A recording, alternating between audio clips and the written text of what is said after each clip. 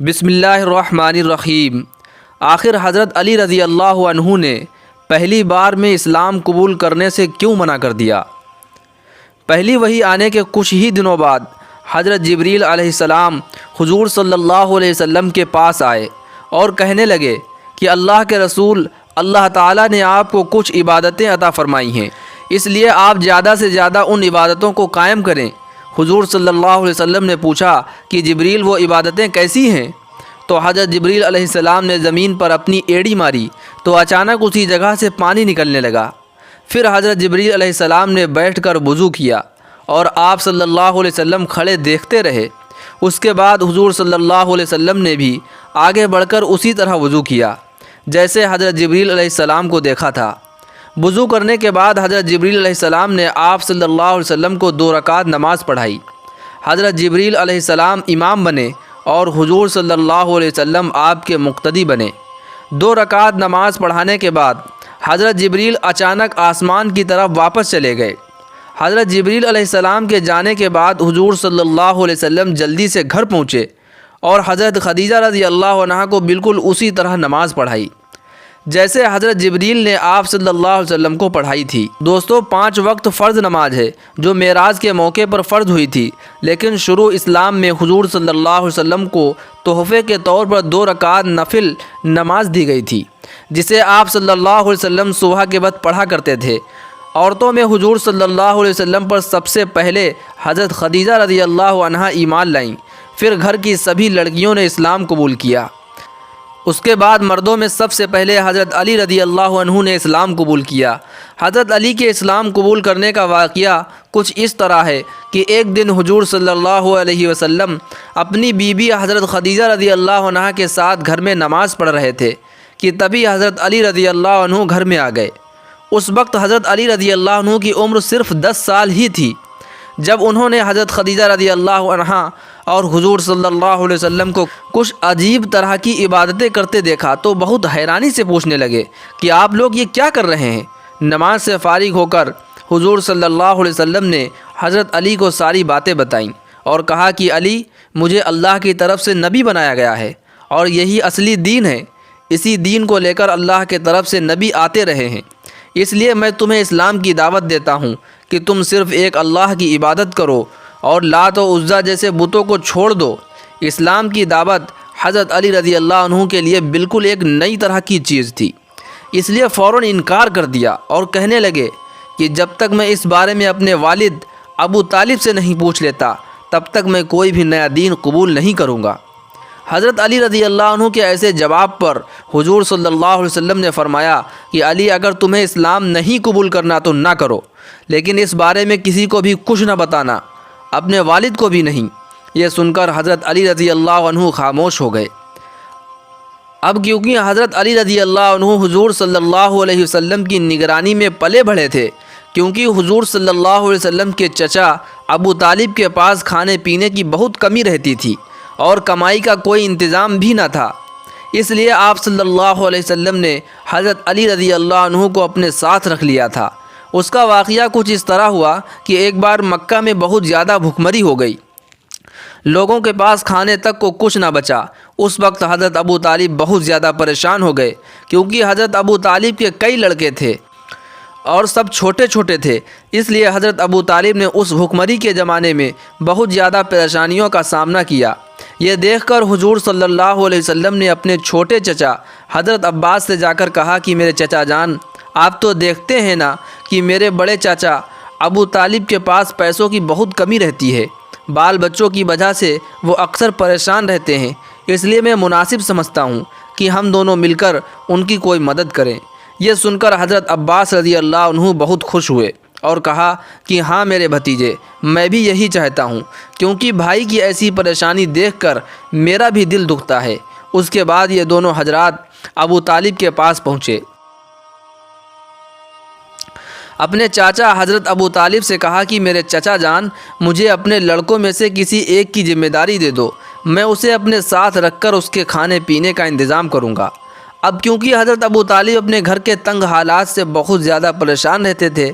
اس لیے فوراً اس بات کے لیے راضی ہو گئے اور کہنے لگے کہ میرے چھوٹے بچے عقیل کو میرے لیے چھوڑ دو، باقی تم جسے چاہو اسے لے جا سکتے ہو۔ تو حضور صلی اللہ علیہ وسلم نے حضرت علی رضی اللہ عنہ کو اور چچا عباس نے حضرت جعفر کو اپنے کفالت میں لے لیا، اور پھر ساری زندگی ان کے لیے ہر ضروری چیز کا انتظام کرتے رہے۔ اب کیونکہ حضرت علی رضی اللہ عنہ حضور صلی اللہ علیہ وسلم کے زیر نگرانی پلے بڑھے تھے، اور کھانا پینا بھی حضور صلی اللہ علیہ وسلم ہی کے گھر میں کھاتے تھے، اس لیے حضرت علی رضی اللہ عنہ نے پہلے تو حضور صلی اللہ علیہ وسلم سے انکار کر دیا کہ میں یہ نیا دین قبول نہیں کروں گا، لیکن کیونکہ حضرت علی رضی اللہ عنہ سے اللہ تعالیٰ کو اسلام کے لیے بہت سی خدمت لینی تھی، اس لیے اسی رات جب حضرت علی رضی اللہ عنہ سوئے تو اللہ کی طرف سے ان کے دل میں اسلام کا نور بھر دیا گیا، اور پھر وہ صبح اٹھتے ہی جلدی سے حضرت علی رضی اللہ عنہ حضور صلی اللہ علیہ وسلم کی خدمت میں پہنچے اور کہنے لگے آپ کس چیز کی دعوت دیتے ہیں، مجھے تفصیل سے بتائیے۔ تو حضور صلی اللہ علیہ وسلم نے فرمایا کہ علی، تم اس بات کی گواہی دو کہ اللہ کے سوا کوئی معبود نہیں، وہی عبادت کے لائق ہیں، بتوں کا انکار کرو، ان کے عبادت سے نفرت کرو اور صرف ایک اللہ کی عبادت کرو۔ حضور صلی اللہ علیہ وسلم کے ایسے پاکیزہ تعلیمات سن کر حضرت علی رضی اللہ عنہ نے اسی وقت اسلام قبول کر لیا، اور تقریباً 1 سال تک اپنے والد حضرت ابو طالب سے اپنے اسلام کو چھپائے رکھا، کیونکہ حضور صلی اللہ علیہ وسلم نے حضرت علی سے منع کر دیا تھا کہ ابھی اس بارے میں کسی کو بھی نہ کچھ بتانا۔ اسلام کے شروعات کے 3 سالوں تک اللہ تعالیٰ نے اپنے رسول صلی اللہ علیہ وسلم کو حکم دیا تھا کہ آپ ان 3 سالوں تک اپنے اسلام کو مکہ کے سرداروں کے سامنے پیش نہ کرنا، بلکہ چھپ چھپا کر اسلام کی دعوت کو جاری رکھیں۔ اس لیے حضور صلی اللہ علیہ وسلم نے 3 سالوں تک کسی کے سامنے اسلام کا اعلان نہ کیا، صرف خاندان اور قریبی دوستوں کو ہی اسلام کی دعوت دی۔ 3 سالوں بعد جب حضور صلی اللہ علیہ وسلم کو حکم ہوا کہ اب آپ کھلے عام لوگوں کو اسلام کی دعوت دیں، تو سب سے پہلے آپ صلی اللہ علیہ وسلم نے اپنے سبھی خاندان والوں کو کھانے کی دعوت پر بلایا، اور حضرت علی رضی اللہ عنہ کو حکم دیا کہ علی، سبھی مہمانوں کے لیے کھانے پینے کی ذمہ داری میں تمہیں دیتا ہوں، اس لیے تم ان کے لیے اچھے سے اچھا انتظام کرنا۔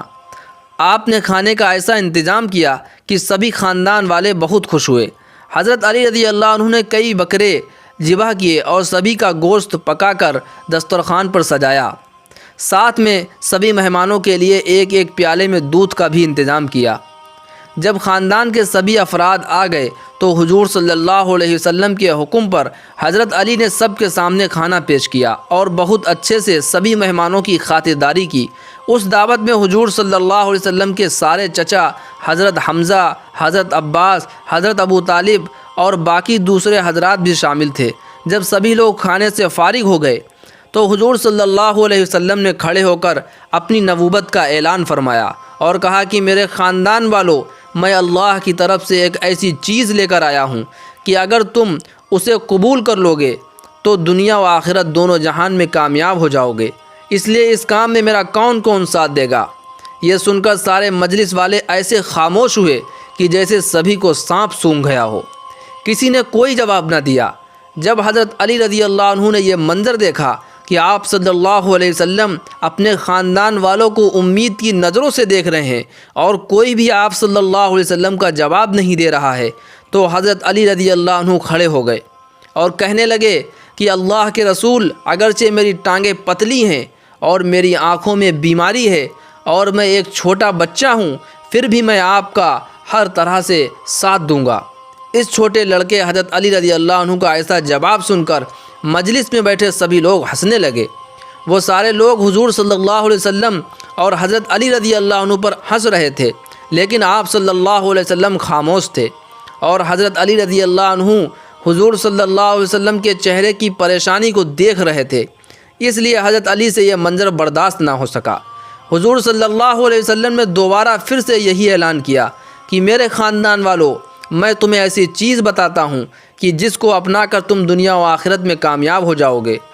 تو تم میں سے کون کون میرا ساتھ دے گا؟ یہ سن کر پھر سے مجلس میں خاموشی چھا گئی، لیکن حضرت علی رضی اللہ عنہ نے کھڑے ہو کر کہا کہ اللہ کے رسول، میں آپ کا ہر طرح سے ساتھ دینے کو تیار ہوں۔ لیکن حضور صلی اللہ علیہ وسلم نے حضرت علی کو بٹھا دیا اور تیسری بار پھر سے اپنے خاندان والوں سے یہی سوال کیا تو کسی نے کوئی جواب نہ دیا، لیکن اس بار پھر سے حضرت علی رضی اللہ عنہ کھڑے ہو گئے اور کہنے لگے کہ اللہ کے رسول، میں آپ کے لیے اپنی جان قربان کر دوں گا۔ حضرت علی کا ایسا جواب سن کر حضور صلی اللہ علیہ وسلم نے ان کے طرف محبت کی نظروں سے دیکھا اور فرمایا کہ علی، تو میرا بھائی ہے اور میرا وارث ہے۔ دوستو، اسلام کی خاطر حضرت علی رضی اللہ عنہ نے جب قربانیاں دیں انہیں کوئی بھی بیان نہیں کر سکتا۔ ساری زندگی اس پاکیزہ ہستی نے حضور صلی اللہ علیہ وسلم کی ایسی حفاظت فرمائی کہ دشمنوں کے طرف سے آپ صلی اللہ علیہ وسلم پر ایک آنچ بھی نہ آنے دی۔ پیارے دوستو، امید کرتا ہوں کہ آج کی یہ ویڈیو آپ کو بہت پسند آئی ہوگی۔ اگر ویڈیو پسند آئی ہو تو لائک کر دیں، چینل پر نئے ہوں تو سبسکرائب کریں۔ ملتے ہیں آپ کو اگلی نئی ایک ویڈیو کے ساتھ، تب تک کے لیے اپنا ڈھیر سارا خیال رکھیں۔ السلام علیکم ورحمۃ اللہ وبرکاتہ۔